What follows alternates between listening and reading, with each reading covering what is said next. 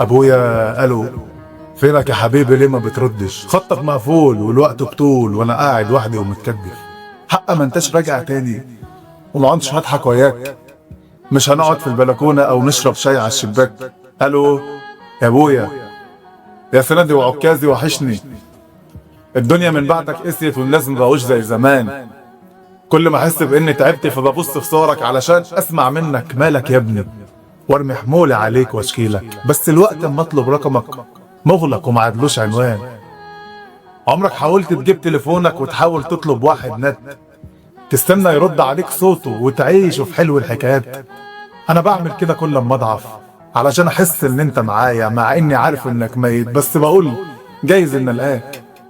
يا ابويا خليني احكي معاك وحياتك، في حاجات نفسي اقولها لك. الناس بوشوش كدابه يابا، والكل بيبعد وقت الجد، وانا من بعدك ماشي بطولي وما بقتش بسند على حد. شيلتني شيله بدر عليا ولقيت باب الحمل تقيل، بس انا على عهدي وتربيتك ولا يوم هقبل ان اتهد. جربت انك تمشي في زحمه وتشوف اب بيحضن عيله وتحس انك فجاه كبرت وشايل وحدك شيله تقيله. انا شفت الموقف ده امبارح ووقفت مكاني ومتثبت، حسيت ان انا محتاج لك يابا. الاب غاب حاجه كبيره. وحشني امسك ايد ابويا لما بيعديني طريق، وحشني نلعب مع بعضينا ونجيب في سيره الناس بشيء، واقول له فلان ده ماهوش نافع فيقول لي انت اللي ما انتش نافع. كنا احنا ناجر وطير، دلوقتي بقيت وحدي وحيد.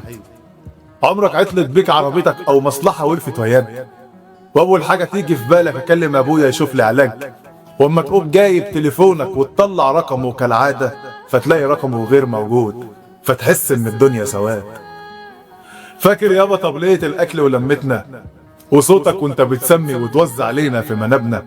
كرسيك الفاضي مزعلني كل ما نقعد نتغدى، فبحس ان القعده ناقصها واحد كان بيجمعنا. امبارح بفتح في دولابك فلبحت النضاره والسبحه، شميت عرقك في الجلابيه ولقيت المسك فوق الضلفه، فلقيتني بعيط جامد جدا من غير ما احس حضنت دولابك.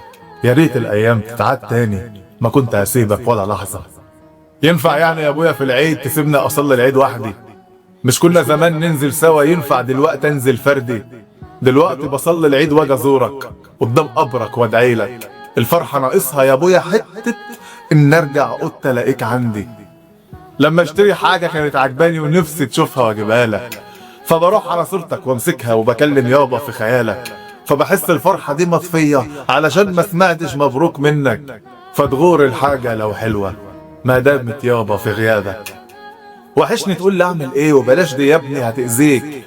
ما نصايحك ليا كانت نور، كان كل طريقي دليله فيك. فبقيت مش مظبوط من بعدك، المركب من غير ريس تغرق. كان كل كلامك ليا حماية وسند الظهر كانت بيك. انا فاكر وانا كنت صغير كنت اعمل ياما مصايب جامدة، وكانت الناس كلها تكبر لك ولا يقدر حد يجيلي سكة. فكنت انزل من البيت مش خايف لا مؤاخذة، ماشي معرضها. اقسم لك بيمين الله يابا انا كنت في نعمة انت سببها. وحشني صوت مفتاحك لما بيلف في باب بيتنا، وما تخش تصحينا وتجيب لنا شيبسي بالجبنة. تعرف يابا اما الباب بيخبط مش عارف ليه بحسك راجع، بس اما بلاقي انه مش انت بتخض واقول ليه بتسيبنا. الحاجة اللي بتريحني بجد ان ملامحي مليانة منك، صوتي ووشي ومناخيري حتى جسمي طويل زيك. فببص على مرايتي كتير وبجيب صورتك قدامي واحضن في البرواز وكأني جايبك قدامي وبضمك. انا فاكر لما خطبت اخيرا والناس حواليا بتتلم، كانت عيني بتدور يابا عليك، كان نفسي في حضنك ده يضم. بضحك قدام الناس فعلا بس ناقصني اقول لك يابا ايه رأيك في خطيبتي وانكش فيك وتقول لي تلم.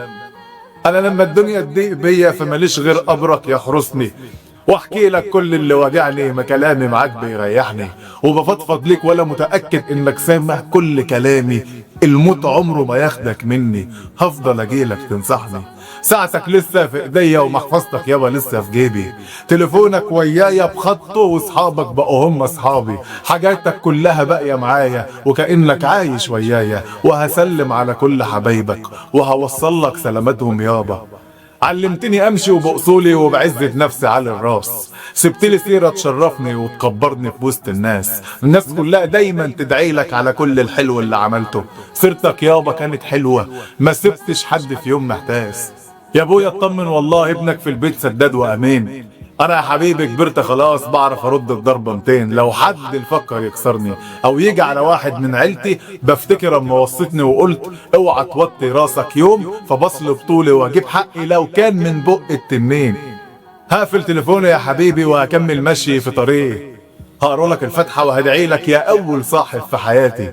وحقيقي غيابك عورني وريني ناشف من بعدك، بس انا هفضل اكمل سيرتك ولحد اما يجيلي مماتي. لا مرتاح يا حبيب قلبي، ابنك راجل ملو هدومه والدنيا بتمشي كأنك فيها وكل الأزمات محلولة. أنا شلت اسمك عليته وماشي بيه وسط الخلق، وكل لما أذان بيقدم بدعي لك بالجنة بطولة. ابنك يابا تتشرف بيه وعارف إنك ميت وسمعنا، وعارف إنك فرحان في القبر ووصيتنا ونفذنا المعنى. لو كان على أمي وإخواتي مش هيعوزوا حاجة ما تقلقش. نام وارتاح يا أبويا مقضية، كل اللي ناقصنا تجمعك.